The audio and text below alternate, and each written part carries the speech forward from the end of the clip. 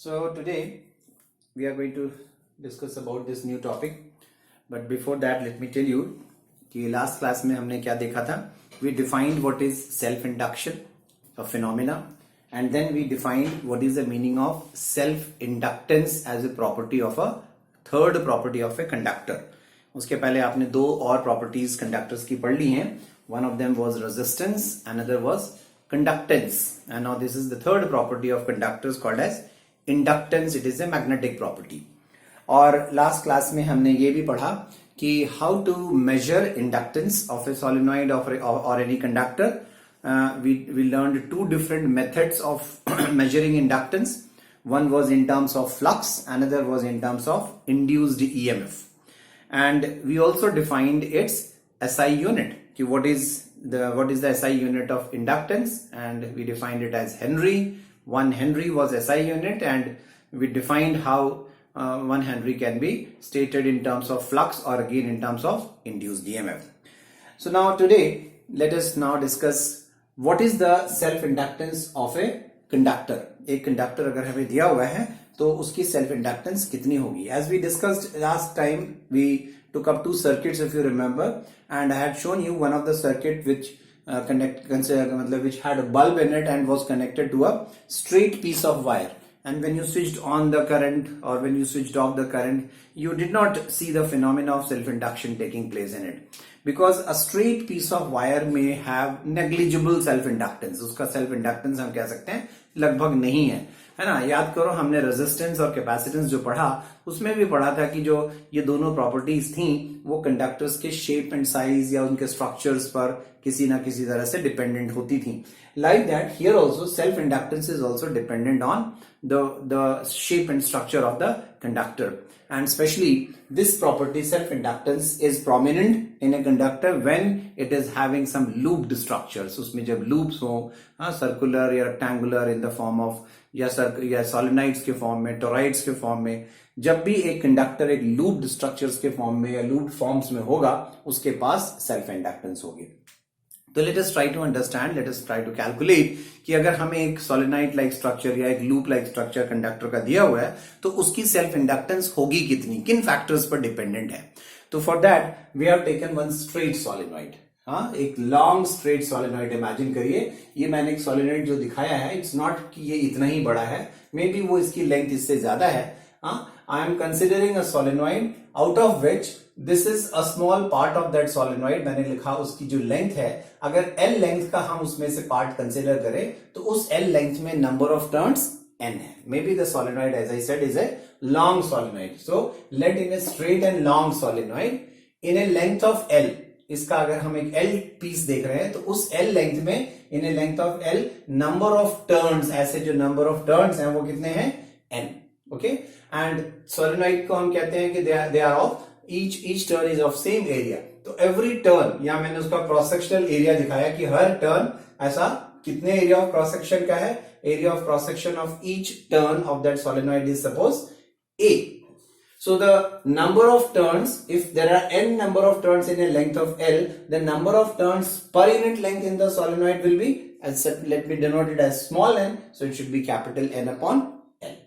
Now let us pass a current through it. याद करो जैसे हम कैपेसिटर्स का कैपेसिटेंस निकालते थे और हमने पढ़ा उसमें अल्टीमेटली कि कैपेसिटर चार्ज्ड हो या ना चार्ज्ड हो, हम उसकी कैपेसिटेंस फिर भी बता सकते हैं. कैपेसिटेंस उसके ऊपर चार्ज या उसके पोटेंशियल डिफरेंस पर डिपेंडेंट होता नहीं है, उसकी प्लेट एरियाज पर, उसके प्लेट्स के डिस्टेंसेस पर, प्लेट्स के बीच में मटेरियल क्या है, इन सारे फैक्टर्स पर डिपेंड करता था.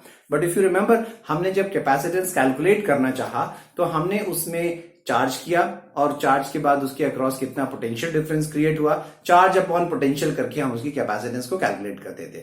लाइक दैट रेजिस्टेंस भी हम वैसे ही निकालते थे. रेजिस्टेंस भी डिपेंड करता था length and area of cross section पर, लेकिन कितना है रेजिस्टेंस उसके लिए आप ओम्स लॉ यूज करते हो लैब्स में कि वोल्टेज अप्लाई करो, करंट कितना फ्लो हुआ, V अपॉन I करके हम उसका रेजिस्टेंस कैलकुलेट करते हैं. बिल्कुल वैसे ही एक सोलेनॉइड का सेल्फ इंडक्टेंस, चाहे उसमें से करंट फ्लो हो रहा हो या ना हो रहा हो, आपको एक सोलेनॉइड बनाकर दे दिया तो सोलेनॉइड का एक सेल्फ इंडक्टेंस है. ठीक है, अब कितना है उसके लिए हम इसमें करंट पास करके इसकी मेजरमेंट करते हैं। और उसके लिए हमने जो लास्ट क्लास में जो फॉर्मूला पढ़ा था सेल्फ इंडक्टेंस की जो डेफिनेशन पढ़ी थी उसी का यूज करेंगे कि phi इज इक्वल्स टू होता था Li, याद करो, है ना, लास्ट क्लास में पढ़ा। तो L will be equal to phi upon I। तो मैं अगर एक सोलेनॉइड में से करंट I पास करूं और उसके साथ ये पता कर लूं कि कितनी फ्लक्स लिंक हो रही है, तो flux linked divided by current करके हम उसकी सेल्फ इंडक्टेंस निकाल सकते हैं। तो यहां पर भी वही हमने कर लिया है कि एक सोलेनॉइड लिया, एक लॉन्ग सोलेनॉइड लिया, हम उसके सिर्फ इतने पोर्शन पर फोकस्ड हैं कि L लेंथ में n नंबर ऑफ टर्न्स हैं, each of turn area of cross section A, और अगर उसके हम number of turns per unit length कहें तो वो है n अपॉन L। अब जैसे ही मैंने उसमें से करंट पास किया, है ना, ये हम लोग डेरिवेशन पहले मैग्नेटिक इफेक्ट्स ऑफ करंट्स में कर चुके हैं कि जब हम एक स्ट्रेट सोलेनॉइड में करंट पास करते थे तो उसके अंदर एक मैग्नेटिक फील्ड बन जाती थी, याद है, ऐसी एक मैग्नेटिक फील्ड उसके अंदर बन जाती थी। एम्पियर सर्किटल लॉ से हमने इस मैग्नेटिक फील्ड की कैलकुलेशन सीखी थी। तो magnetic field inside it was B is equals to mu naught NI। अब वो चाहे इतने से लेंथ को देखो या और आगे लेंथ में भी देखो तो फील्ड इतनी ही है। तो in a length of L also the magnetic field inside the solenoid is mu naught NI, जिसमें N is number of turns per unit length, I is the current you are passing in, and mu naught I am taking is permeability of free space। अभी हम assume कर रहे हैं कि इसके अंदर कोई सब्सटेंस, कोई मटेरियल, डाया, पैरा, कुछ भी सब्सटेंस नहीं रखा हमने, वैक्यूम है इसके अंदर। उस सिचुएशन के लिए हम लोग ये डिस्कशन कर रहे हैं। तो इस मैग्नेटिक फील्ड की वजह से जो कि इसके अंदर मैग्नेटिक लाइंस क्रिएट करता है, it means through every loop, every turn magnetic lines of forces are passing through. एक एंड नॉर्थ बना होगा, एक एंड साउथ, तो उसके अंदर एक magnetic lines of forces travel कर रही हैं। तो इसका मतलब हर लूप में एक फ्लक्स है। तो what is the flux through every loop, every turn? Flux linked with each turn. Flux होता है B into A into cos theta भी होता है। तो देखिए अगर लूप ऐसा है, हाँ, तो area vector, magnetic field vector same direction में हो गया। तो कॉस जीरो कितना हो गया? BA कॉस थीटा होता है, तो कॉस थीटा इज 1, राइट? तो flux linked with every loop, every turn off this solenoid is B into A। Okay, B means mu naught NI into A, right now. लेकिन हम अगर L length के अंदर पूछे कि L लेंथ के solenoid में कितना फ्लक्स लिंक हुआ, total flux linked in a length of L length के सोलेनॉइड में कितना फ्लक्स लिंक हुआ, तो L लेंथ में कितने नंबर ऑफ टर्न्स थे? N number of turns. तो N multiplied by flux linked with 1 turn, एक टर्न के साथ इतना फ्लक्स था, mu naught NI into A into N, ठीक है। तो total flux linked with A solenoid of length L is इतना हो गया। मैं इसमें देखिए स्मॉल n को N अपॉन L लिख देता हूं, N अपॉन L, तो mu naught N, small n is N upon L into A into I, ठीक है ना, ये एज इट इज है।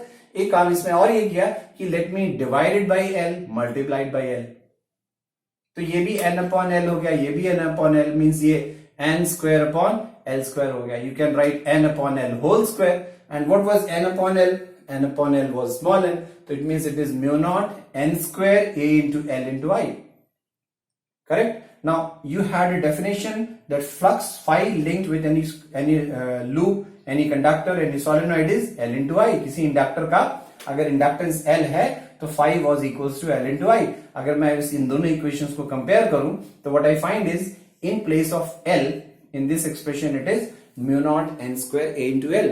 That means for this piece of solenoid, इतने लेंथ का सोलेनॉइड के इतने लेंथ का सेल्फ इंडक्टेंस कितना है? I am not telling the self inductance of the entire solenoid, मैं उसके L लेंथ के सोलेनॉइड के हिस्से का सेल्फ इंडक्टेंस कितना बता रहा हूं। It is mu not n square A into L।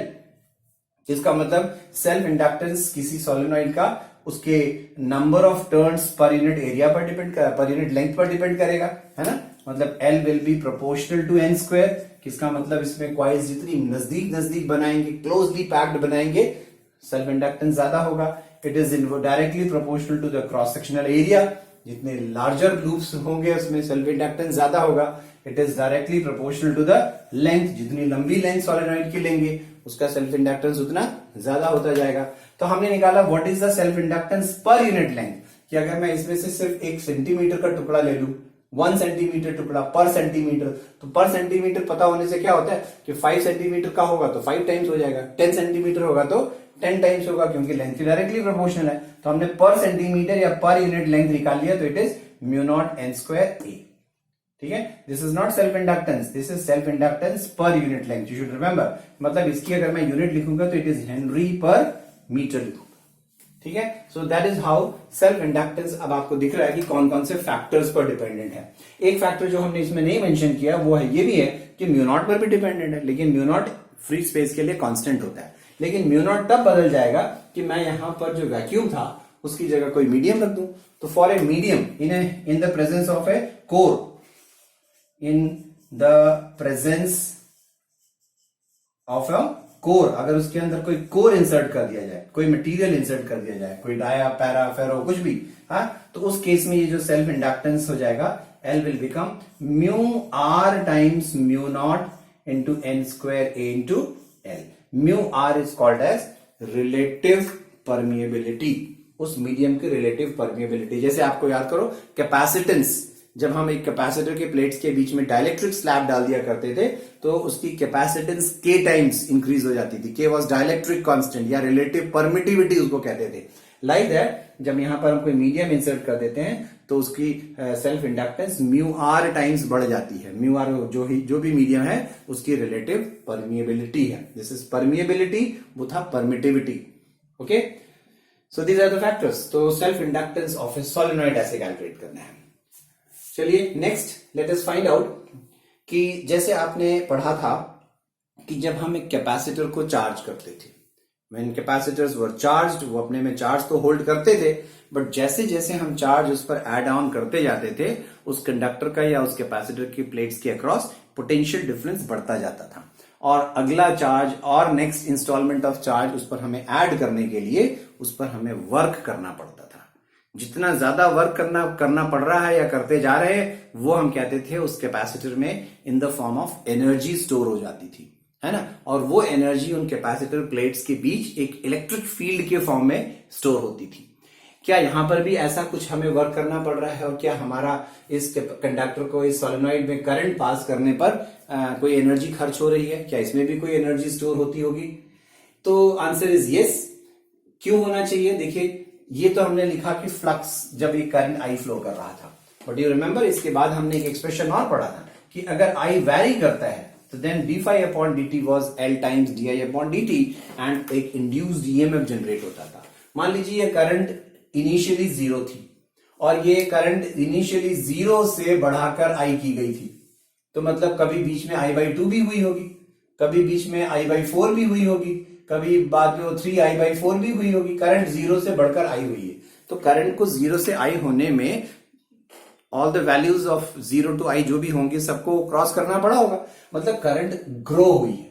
Current जब इसमें से ग्रो हो रही थी, बढ़ रही थी, हम बढ़ा रहे थे, करंट को स्विच ऑन किया था हमने, तो याद करो जो फर्स्ट सर्किट हमने लास्ट क्लास में पढ़ा था, तो वी सॉ दैट जब एक सोलेनॉइड के साथ एक बल्ब लगा हुआ था, so the bulb was not able to glow instantly, वो तुरंत जल नहीं पा रहा था, है ना। जैसे उसको जलने में, ग्लो होने में बड़ी मुश्किल हो रही है। तो ऐसा क्यों हो रहा था? द रीजन वॉज कि ये इंडक्टर उस करंट की ग्रोथ को सेल्फ इंडक्शन की वजह से अपोज कर रहा था, मतलब वो करंट को ग्रो नहीं होने दे रहा था, जीरो से आई होने नहीं देना चाह रहा था। जब वो होना चाह रहा था तो ये इंडक्टर एक इंड्यूस्ड ईएमएफ उसके रिवर्स वे में प्रोड्यूस करता था। मतलब अगर यहां एक पॉजिटिव टर्मिनल, नेगेटिव टर्मिनल लगा के मैं करंट पास करता था, तो ये एक खुद का पॉजिटिव और नेगेटिव यहां बना लेता था और करंट को रिवर्स करने की कोशिश करता था वो। तो इसका मतलब उस इंड्यूस्ड ईएमएफ के अगेंस्ट लेंज़es लॉ सेज कि that induced EMFs always are produced in such a way that they oppose the cause. तो cause is that we were trying to grow the current. Induced EMF उस current की growth को oppose करता है। That means जो भी source लगाकर आप ये करंट को ग्रो कर रहे थे, उस सोर्स को काम करना पड़ेगा, वर्क करना पड़ेगा उस इंड्यूस्ड ईएमएफ के against. What is induced EMF? Other सोचिए, इंड्यूस्ड ईएमएफ मतलब क्या? Induced EMF is nothing but A potential difference. And how do you define potential difference? Potential difference is defined as work done per unit charge. That means ये जो source हमने लगाकर switch on करके current को पास कर रहे थे, उस सोर्स को वर्क करना पड़ रहा है। कितना वर्क करना पड़ रहा है? पर कूलम जितना इंड्यूस्ड ईएमएफ प्रोड्यूस हो रहा है उतना पर कूलम उसको वर्क करना पड़ रहा है। मान लीजिए 3 वोल्ट का potential difference induced EMF generate हुआ, तो ये सेल उसके अगेंस्ट 3 जूल पर कूलम वर्क करता है। इंड्यूस्ड ईएमएफ बढ़कर अगर 5 वोल्ट हो जाता है तो वो सेल 5 जूल पर कूलम से वर्क करने लगता है। मतलब सोर्स को वर्क करना पड़ रहा है। अगर सोर्स इस करंट को ग्रो करने में वर्क कर रहा है तो वो वर्क करने के लिए जो एनर्जी खर्च हो रही है तो वो जा कहां रही है, कहां जा रही है? क्या वो एनर्जी यहां स्टोर हो रही है? तो answer is yes. Inductors when carry current और when current is grown in it, उसकी ग्रोथ ऑफ करंट के लिए जो वर्क करना पड़ता है वो इंडक्टर उस वर्क को अपने पास एज एनर्जी स्टोर करता चला जाता है. ठीक है, तो इट स्टोर्स एनर्जी. तो लेट अस कैलकुलेट कि एक इंडक्टर में करंट को हमने अगर 0 से बढ़ाकर आई कर लिया है, सर्टेन वैल्यू ऑफ आई तक करंट बढ़ाया है, तो उस करंट तक बढ़ने पर इस इंडक्टर पर कितनी एनर्जी खर्च हो चुकी है, तो हम उससे निकाल लेंगे कितनी एनर्जी स्टोर हुई है. ठीक है, so let us see the next topic, energy stored in A current carrying solenoid. So see, this is how we calculate the energy stored in an inductor. Suppose you have an inductor whose self-inductance is L, and say it is a solenoid. Means I'm talking about that same length L. L length का जो solenoid था, उतने piece का self-inductance L है. उस inductance और बड़ा भी हो सकता है. हम L length के solenoid के अंदर की बात कर रहे हैं. And now when you switch on a current in it, मैंने उस solenoid को एक source से connect किया होगा, एक बैटरी से connect किया और उसमें current शुरू हो गया flow करना. तो एट 0 टाइम करंट वाज 0 जब आपने स्विच ऑन किया, and after a period of time, क्योंकि उस सोलेनॉइड का कोई अपना रेजिस्टेंस भी होगा, है ना, तो मैक्सिमम करंट कितनी हो सकती है? Applied EMF divided by resistance. उससे ज्यादा करंट उसमें जा नहीं सकती. तो सपोज वो करंट मैक्सिमम कितना ग्रो करके हो जाती है? I naught. तो current increases from 0 to I naught suppose in that solenoid. In increasing this current 0 to I naught, the induced EMF which is produced across the inductor, against that induced EMF, that source has to do some work. हमें वो work calculate करना है कि इस inductor के ऊपर उस source ने कितना वर्क किया उस करंट को 0 से आई नॉट तक ग्रो करने में. अब देखिए करंट कैसे ग्रो हुआ. मैंने यहाँ ग्राफ पे इसको शो किया है कि सपोज मैं टाइम एक्सिस एक्स एक्सिस ले लेता हूँ, वाई एक्सिस पे करंट प्लॉट करता हूँ. तो ये वो 0 टाइम है जब हमने स्विच ऑन किया. ये एक इंस्टेंट है जब करंट पीक पे पहुंच गया, आई नॉट हो गया. ठीक है, तो इस 0 से t सेकेंड्स के बीच में या what ever is that time, इस इंटरवल ऑफ टाइम में करंट को 0 से आई नॉट होने में कुछ वक्त लगा. ये करंट कैसे ग्रो हुआ देखिए. This is how the current has grown, और उसके बाद ये करंट में भी कांस्टेंट हो गया है. तो इस इंटरवल ऑफ टाइम में उस सेल ने उस इंडक्टर पर कितना वर्क किया है, ये हम निकालना चाह रहे हैं. तो इसमें एक और बात ध्यान दीजिए. इस पीरियड ऑफ टाइम की बात जो कर रहा हूं मैं, जितनी देर में करंट ग्रो हुआ, कोई एक इंस्टेंट है, कोई एक टाइम टी है. देखिए उस टाइम टी पर करंट की वैल्यू कुछ आई स्मॉल आई थी. करंट अभी आई नॉट तक जाएगा, ये आई हुई, आई नॉट बाई 2 हो सकता है, आई नॉट बाई 4 हो सकता है, कुछ भी हो सकता है, समथिंग आई. लेकिन इस वक्त जब करंट आई है, ये करंट अभी भी ग्रो कर रहा है, अभी मतलब मैक्सिमम पे नहीं पहुंचा, इट इज स्टिल ग्रोइंग. तो ग्रो करना मतलब करंट इज चेंजिंग. तो करंट अगर चेंज हो रहा है तो I can ask what is the rate of change. तो इस पर्टिकुलर इंस्टेंट पे करंट किस रेट से चेंज हो रहा है? सपोज वो है D I upon D T. And what is that? Actually इस ग्राफ का slope. D I upon D T is nothing but the slope of this graph. अब कैन यू सी, इस पॉइंट पर अगर मैं एक टेंजेंट ड्रॉ करूं तो वो इसका slope D I by D T होगा. लेकिन अगर मैंने इस पॉइंट पे टेंजेंट ड्रॉ किया होता तो देख रहे हैं आप, वो और ज्यादा स्टीप होता. इस पॉइंट पे पहुंचेंगे तो स्लोप 0 हो जाएगा. इसका मतलब इनिशियली जब आप स्विच ऑन करते हैं उस समय D I upon D T सबसे ज्यादा है. उस समय D I upon D T अगर सबसे ज्यादा है तो आगे देखिए, आपने लास्ट एक्सप्रेशन, लास्ट वीडियो में एक एक्सप्रेशन पढ़ा था, induced EMF produced across inductors was given by L times D I upon D T. इसका मतलब जब आप करंट को स्विच ऑन करते हैं उस समय rate of change of current सबसे ज्यादा है, स्लोप सबसे ज्यादा है. इसका मतलब उस समय इंड्यूस्ड ईएमएफ भी सबसे ज्यादा है. इसका मतलब उस वक्त जब आप स्विच ऑन करते हैं, इंडक्टर से करंट को ग्रो करवाने के लिए सेल को सबसे ज्यादा वर्क करना पड़ता है ना. और एक स्टेज आ जाती है जब करंट कांस्टेंट हो जाता है, मैक्सिमम पर पहुंच जाता है, उस समय इसका स्लोप 0 हो गया है, D I upon D T has become 0. तो इंड्यूस्ड ईएमएफ भी 0 हो गया. मतलब इसके बाद अब सेल को उस इंडक्टर पर कोई वर्क इंड्यूस्ड ईएमएफ के अगेंस्ट नहीं करना पड़ता है. तो इतने पीरियड ऑफ टाइम तक हमें उस इंड्यूस्ड ईएमएफ के अगेंस्ट सोलेनॉइड पे वर्क करना पड़ता है.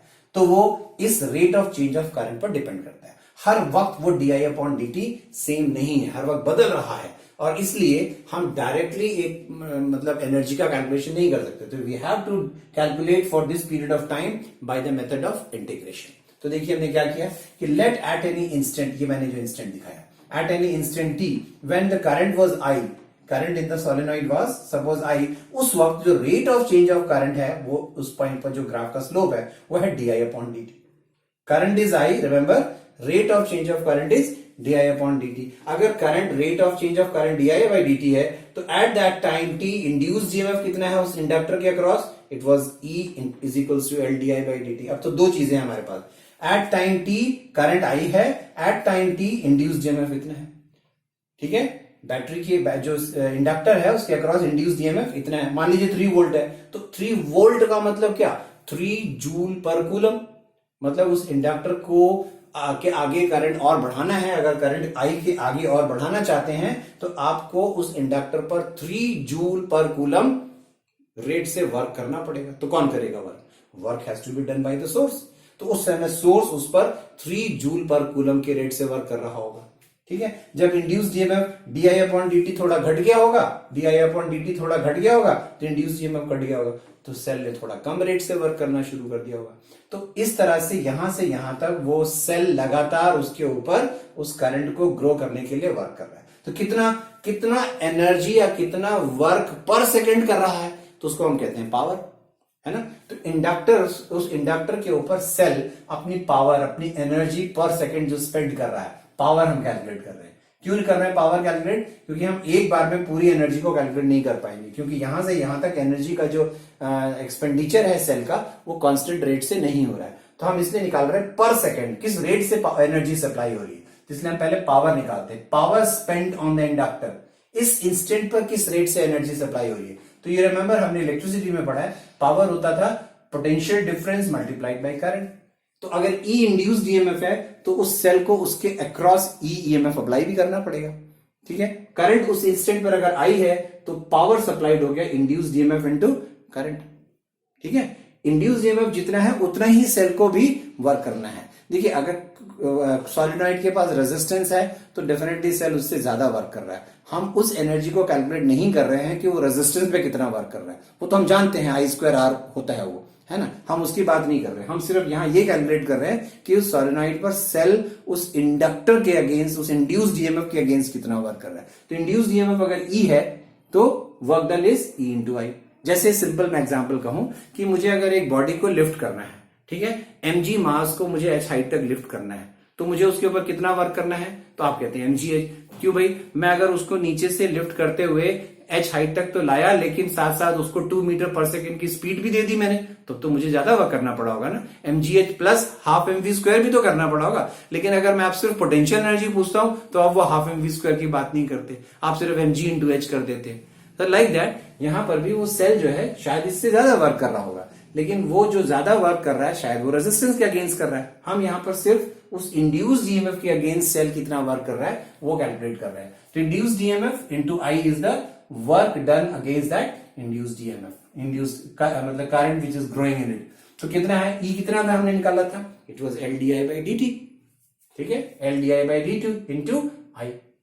ठीक है, एक्सप्रेशन यहां तक तो ठीक है ना. ये पावर है, रेट है, पर सेकेंड कितना है. तो मैं अगर यहां पर एक बहुत छोटा सा टाइम इंटरवल कंसीडर करूं, दिस इज से dt, तो इस dt टाइम में कितना वर्क हुआ पर सेकेंड, इतना वर्क हो रहा है.